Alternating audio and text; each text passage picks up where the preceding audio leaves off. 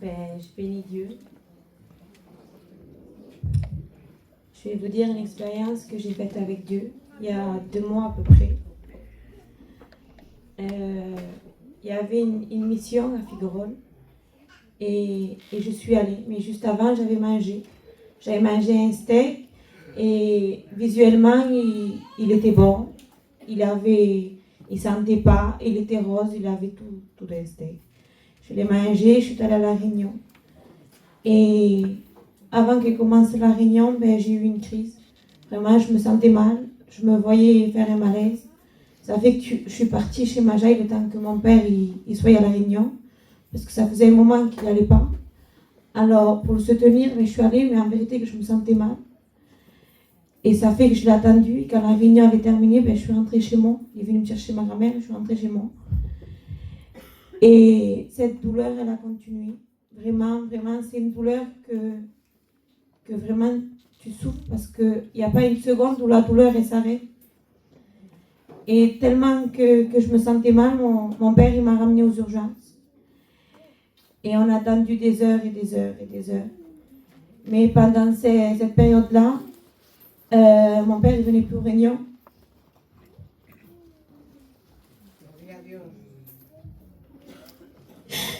Et je priais parce que je me disais, Seigneur, est-ce que je ferais une lumière dans ma maison? Parce que la vérité, qu'on le veuille ou pas, je suis remplie de défauts. J'ai un caractère qui prend souvent la surface. Et je me disais, Seigneur, est-ce que je prie? Est-ce que je suis vraiment un exemple dans ma maison? Parce que ça fait des années, des mois que je te prie et au final, dans ma maison, il n'y a rien. J'arrive plus à parler avec une personne que je ne connais pas, faire du bien à une personne que je ne connais pas, parler à quelqu'un de la rue, parler à quelqu'un que ce n'est pas ma famille. Et moi, dans ma maison, il n'y a rien. Je suis la seule alors que c'est moi la fille. Et en vérité, pendant cette douleur, au lieu de me réfugier en Dieu, de prier malgré la douleur, au contraire, je me suis tournée vers Dieu. J'étais en colère envers Dieu. Je lui ai dit vraiment, t'es où? Pourquoi t'es pas là avec moi aussi? Je t'ai donné ma vie, je t'ai donné ma jeunesse, je t'ai donné mon foyer. T'es où? Et j'ai pris la mauvaise part. J'en voulais à Dieu, j'étais en colère avec Dieu. Sans regarder le travail que Dieu faisait dans cette salle d'attente. Parce que dans cette salle-là, juste en face de nous, il y avait des chrétiens. Il y avait des gens qui ne sont même pas d'ici et qui se sont approchés de mon père et lui ont dit, t'es chrétien?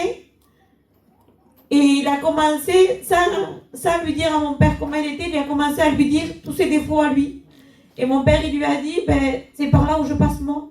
Mais moi, pendant ces moments-là de la salle d'attente, je n'ai pas fait cas. Parce que je mourais de la douleur. Moi, je suis une personne que même que j'ai mal, j'ai honte de dire tout. Que ce soit mon père, que ce soit ma mère, que ce soit aux soeurs, à tout le monde. Je garde tout pour moi de base. Et là, je pleurais à mon père de la douleur.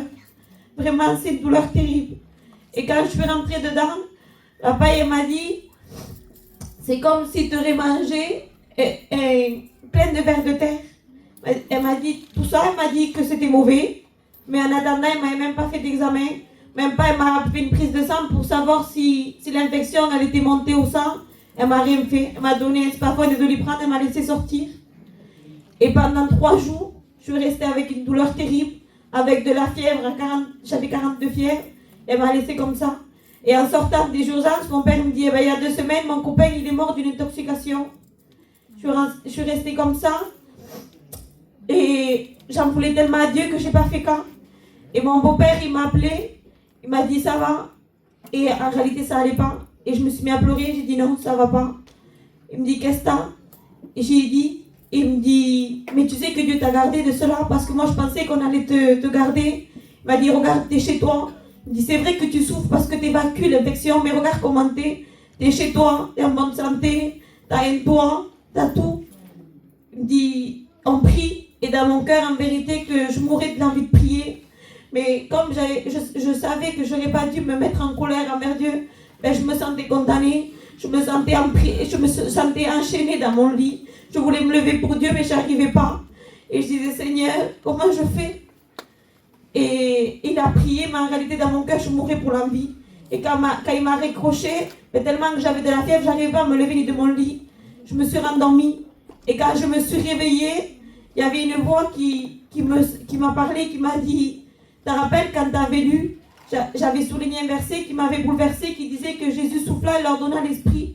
Il me dit, rappelle-toi de ce souffle. Il me dit, rappelle-toi que j'ai soufflé, j'ai créé Adam.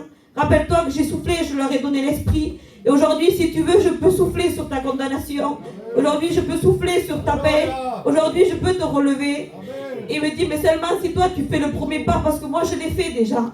Et en vérité, que j'étais encore plus brisée que quand je me suis convertie. Parce que souvent, j'ai fait la promesse que je tiendrais bon avec Dieu. Et quand il m'est venu le malheur, je n'ai pas tenu cette promesse. Quand il est venu le malheur, j'ai laissé la mauvaise voie. Je n'ai pas su discerner. Et en vérité, que le souffle de Dieu, la main de Dieu a toujours été là dans ma vie. Amen. Dieu m'a béni en tout et pour tout. Dieu m'a donné un foyer qui lui appartient. Dieu m'a donné en vérité qui m'encourage. En vérité que j'ai rien, mais j'ai tout en ayant lui. Amen. Amen.